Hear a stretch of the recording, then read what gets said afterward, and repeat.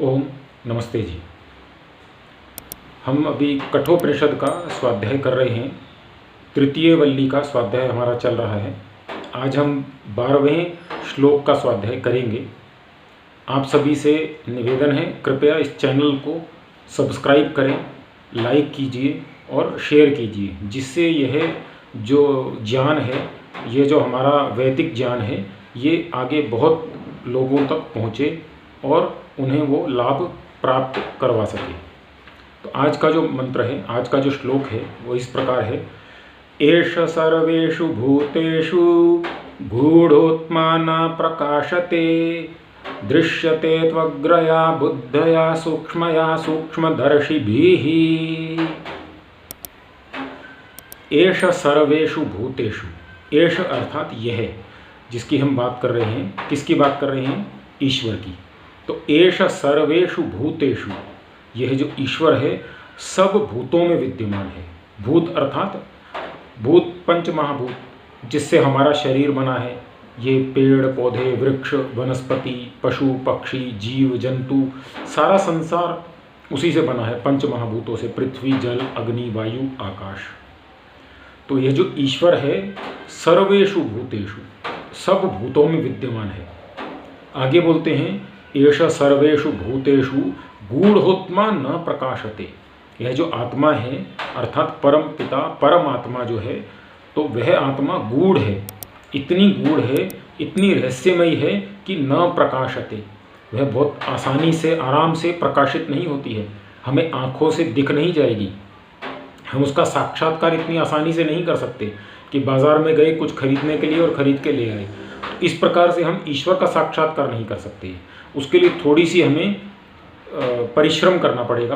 परिश्रम करने के पश्चात ही उस ईश्वर का साक्षात्कार कर सकते हैं।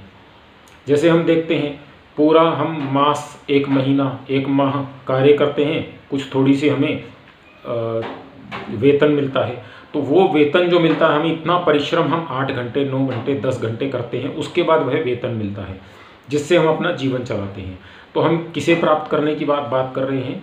हम उसे प्राप्त करने की बात कर रहे हैं जो इस संसार को चलाता है, जो इस पूरे विश्व को, इस ब्रह्मांड को, इस सूर्य, चंद्रमा, तारे, जो हम सोच भी नहीं सकते, समझ भी नहीं सकते, उसे बनाने वाला, उसे चलाने वाला, उसे हम प्राप्त करने का प्रयास कर रहे हैं। तो वो कितना गूढ़ होगा, उसे प्राप्त करने के लिए कितना हमें परिश्रम करना पड़ेगा, कितना प्रयास करना पड़ेगा। तो वो इसमें बताया है कि वो गूढ़ोत्मा न प्रकाशते। उसके बाद बोलते हैं दृश्यते, वो दिखता है। दिखता है अर्थात इसका अर्थ ये नहीं हुआ आंखों से दिखता है। दिखता है अर्थात हम उसे अनुभव कर सकते हैं, हम उसे समझ सकते हैं। समझ कैसे सकते हैं? जैसे हम घर में देखते हैं, कुछ भोजन कर रहे हैं कि खा के देखिए, इसमें लवण अर्थात नमक जो है ठीक है या नहीं, खा के देखिए। तो वो देखना नहीं होता, वो महसूस करना होता है। तो वो जो हमें ईश्वर को प्रत्यक्ष करना है, तो उसमें बोला गया है उस ईश्वर का प्रत्यक्ष हो सकता है। दृश्यते किसे हो सकता है? तवग्रया, वो जिसकी आगे चलने वाली बुद्धया, बुद्धि हो, आगे आगे चलने वाली जिसकी बुद्धि हो। त्वग्रया बुद्धया सूक्ष्मया, और सूक्ष्म बुद्धि हो, बहुत सूक्ष्म सूक्ष्म विषयों को भी समझ सकने वाली जिसकी बुद्धि हो, उसे वह ईश्वर प्राप्त हो सकता है। तो सूक्ष्म समझने वाली बुद्धि कैसी होती है? सूक्ष्म समझने वाली बुद्धि ऐसी होती है कि जो बहुत छोटे छोटे विषयों को भी ग्रहण कर सके। जैसे मैं कुछ गलत कार्य कर रहा हूँ, मैं क्रोध करता हूँ, तो क्रोध तो आ ही जाता है, हमें समझ भी नहीं आता कब हमने क्रोध कर दिया, कब समाप्त हो गया, उससे क्या हानि हो गई, वो बाद में समझ में आता है। तो क्रोध होने से पहले इतना सूक्ष्म, हम सूक्ष्मदर्शी हो जाएं कि उससे पहले हम समझ जाएं हम क्रोध कर रहे हैं, इससे जो हानि होनी वो ना हो, जो लाभ होना है वो हो जाए। अर्थात जिसे क्रोध करना है, कुछ उससे त्रुटि हुई है, तो वो त्रुटि पर उसे क्रोध करके उसे समझा सकते हैं, परंतु उससे ज़्यादा हानि हो ऐसा नहीं होना चाहिए। तो इतना सूक्ष्म सूक्ष्म जो देखने वाले हैं, तो अग्रया बुद्धया सूक्ष्मया, जो सूक्ष्म बुद्धि वाले और आगे आगे चलने वाले।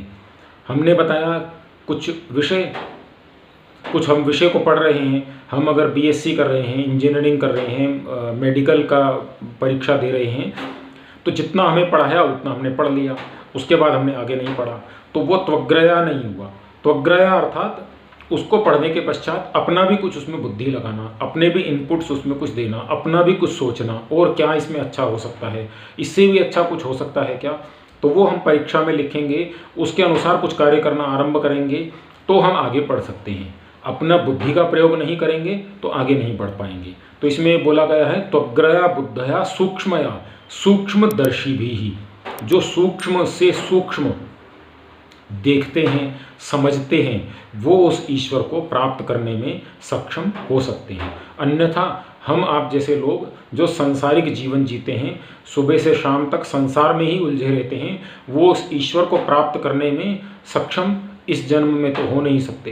तो अगला जन्म कैसा लेना है तो वो हमारे कर्मों के ऊपर निर्भर करता है। तो आज ही हमें प्रयास करना चाहिए कि हम ईश्वर की ओर बढ़ने का प्रयास करना आरंभ कर दें, ताकि हम अपना जो मोक्ष है, जो परम सुख है, परम पद है, उसको प्राप्त कर सकें।